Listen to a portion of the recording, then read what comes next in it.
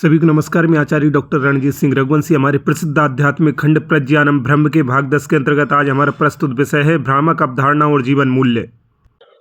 भ्राम का अवधारणा और जीवन मूल्य। यहाँ पर दो बातें हैं, एक है भ्रामक अवधारणा, दूसरी बात है जीवन मूल्य। पहले हम भ्रामक अवधारणा को देखते हैं। भ्रामक अवधारणा का अर्थ है भ्रमित करने वाली अवधारणा या ऐसी अवधारणा जो बिना किसी तर्क या संभावना के मान ली गई हो, या ऐसी अवधारणा या ऐसी मान्यता जिसके पीछे कोई प्रामाणिकता ना हो, यथा स्वर्ग या नरक की अवधारणा, मृत्यु के बाद आत्मा को यमराज द्वारा दंडित करने की अवधारणा, भूखे रहकर व्रत या उपवास करने से ईश्वर के प्रसन्न होने की अवधारणा, या स्वर्ग में देवताओं के निवास और अप्सराओं के नृत्य की अवधारणा, या फिर कहें कि 72 हूरों की अवधारणा। अब बात करते हैं कि जीवन मूल्य क्या है। जीवन की ऐसी शिक्षाएं जो मानव कहलाने के लिए आवश्यक हों, या जिन शिक्षाओं से या जिन गुणों से या जिन विशेषताओं से हमारे भीतर मानवीयता को जीवित रखा जाए, वे गुण या विशेषताएं जीवन मूल्य कहलाते हैं। यदि मैं सार रूप में कहूं तो नैतिकता को सिद्ध करने वाले गुण ही जीवन मूल्य कहलाते हैं। अर्थात जिन गुणों से हमारी नैतिकता सिद्ध हो, जिनसे यह पता चले कि हाँ, हम कितने नैतिक हैं, हम कितने नीति निपुण हैं, वही सारे गुण जीवन मूल्य कहलाते हैं। यथा दया अथवा करुणा, ममता, प्रेम, निष्ठा, अहिंसा, क्षमा, उदारता, सहिष्णुता, परोपकार, ये सभी मानव मूल्य हैं। मुझे विश्वास है कि अब भ्रामक अवधारणा और जीवन मूल्य, ये दोनों बातें आपके समझ में आ गई होंगी। आप भ्रामक अवधारणा और जीवन मूल्य को अब भली प्रकार समझ गए होंगे। अब हम आगे बात करते हैं। यदा कदा ऐसा भी होता है कि किसी भ्रामक अवधारणा के पीछे कोई मानव मूल्य या जीवन मूल्य निगूढ़ अर्थात छिपा रहता है। ऐसा ही एक प्रसंग मेरे बाल्यकाल का सुनाता हूँ। बाल्यकाल में जब मैं खेत पर जाता था, तब खेत पर एक ऐसे पक्षी की गूंज या उसकी आवाज सुनाई देती थी जो प्रायः दिखाई नहीं देता था, मात्र उसकी गूंज या आवाज ही सुनाई देती थी। वो पक्षी संभवतः ऊंचे ऊंचे खजूर के वृक्ष पर छिपा रहता था। उसकी आवाज में अस्पष्ट शब्द होते थे, जिन्हें सुनकर लगता था कि वो हिंदी भाषा के ही शब्द हैं, पर अस्पष्ट थे। हमारे साथ खेत पर उपस्थित वरिष्ठ जन बताते थे कि उस पक्षी की आवाज में वो अस्पष्ट शब्द हैं, दत्तर तू भूखे ही गए, प्यासे ही गए।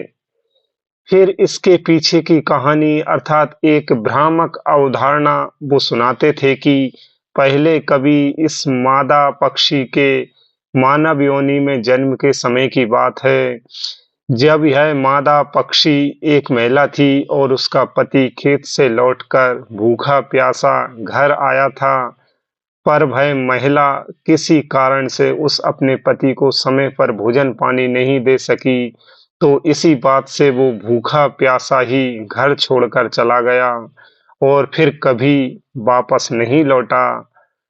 तो उसकी पत्नी ने प्रायश्चित स्वरूप यह कहते हुए कि दत्तर तू भूखे ही गए, प्यासे ही गए, अपने प्राण त्याग दिए। तभी से यह मादा अपने इस पक्षी योनि में जन्म मिलने पर भी उस भूखे प्यासे पति के घर वापस ना लौटने की घटना को भूली नहीं है और इसी वाक्य की पुनरावृत्ति भजन की भांति करती रहती है। वास्तव में उस पक्षी के शब्द सुनकर यही लगता था कि वो यही बोल रहा है कि दत्तर तू भूखे ही गए, प्यासे ही गए। अब मैं वर्षों से उन खेतों पर नहीं गया हूँ। अब भी हो सकता है उस पक्षी के वंशज अभी भी वहाँ रहते हों और वही ध्वनि निकालते हों। चूँकि मुझे वरिष्ठ जनों द्वारा सुनाई गई दत्तरतु वाली वो कहानी तो निश्चित ही एक भ्रामक अवधारणा है, क्योंकि महिला का अगला जन्म होना और पक्षी योनि में जन्म लेना, इन सब बातों की प्रामाणिकता नहीं है, इसलिए कहानी भ्रामक है। पर इस भ्रामक अवधारणा के पीछे जो मानव मूल्य या जीवन मूल्य है वो बहुत गहरा है। वो यह है कि जब भी मैं खेत पर जाता तो उस पक्षी की दत्तरतु वाली आवाज़ सुनते ही मुझे उसके पिछले जन्म की सुनी हुई प्रायश्चित वाली कहानी अकस्मात ही स्मरण आ जाती, जो सदैव इस बात का बोध मुझे कराती थी कि जैसे उस पत्नी ने अपने कर्तव्य से विमुख होने के कारण या अपने कर्तव्य के निर्वहन में लापरवाही के कारण अपने पति को सदा के लिए खो दिया, और इस पक्षी जन्म में भी अपनी उस भूल के लिए प्रायश्चित कर रही है, वैसी गलती कभी हमसे न हो। हम अपने कर्तव्य से विमुख न हो जाएं। एक पक्षी की कहानी अर्थात एक भ्रामक अवधारणा भी किस प्रकार हमें जीवन मूल्य सिखाती है, किस प्रकार हमारे लिए प्रेरणा स्रोत बनती है, कैसे हमें जीवन में कर्तव्य बोध के लिए सचेत करती है, यह चिंतन करने योग्य बात है। मेरे बाल्यकाल का यह एक छोटा सा प्रसंग कैसे हमारे लिए गुरु का काम करता है। इसलिए भ्रामक अवधारणाएं भी हमारे लिए जीवन मूल्य प्रदान करने वाली सिद्ध हो जाती हैं। स्वर्ग नरक की भी जो भ्रामक अवधारणाएं हैं उनके पीछे भी कुछ न कुछ जीवन मूल्य छिपा रहता है।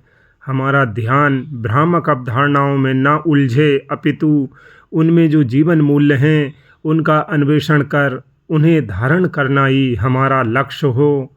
हमें किसी ढोंग, आडंबर, अंधविश्वास में नहीं फंसना चाहिए।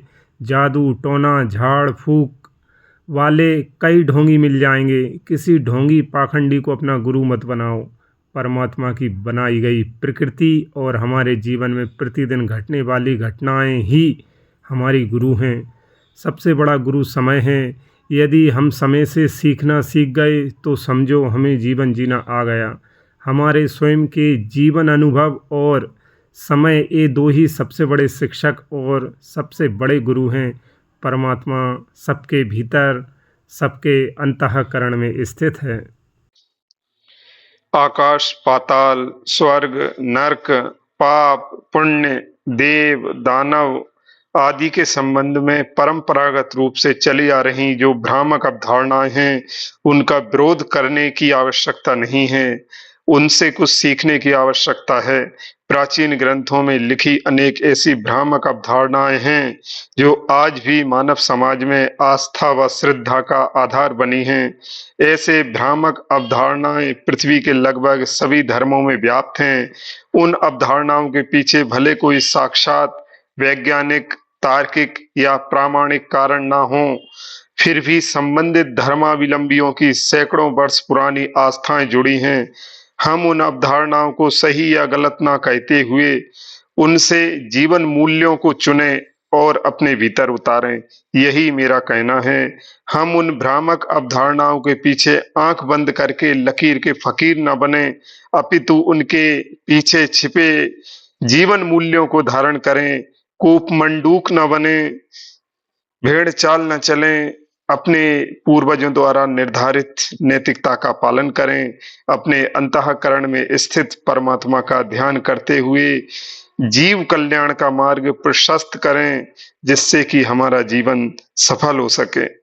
इसी प्रकार का जीवन जीते हुए हम बृहदारण्यकोपनिषद के उस महान मंत्र को सार्थक बना सकेंगे, जिसमें हमारे परम भाग्यशाली और परम तपस्वी ऋषियों ने कहा है, सर्वे भवन्तु सुखिनः, सर्वे सन्तु निरामयः, सर्वे भद्राणि पश्यन्तु, मा कश्चित् दुख भाग भवेत्।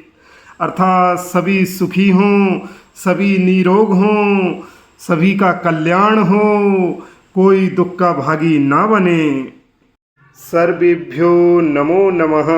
वंदे संस्कृतम।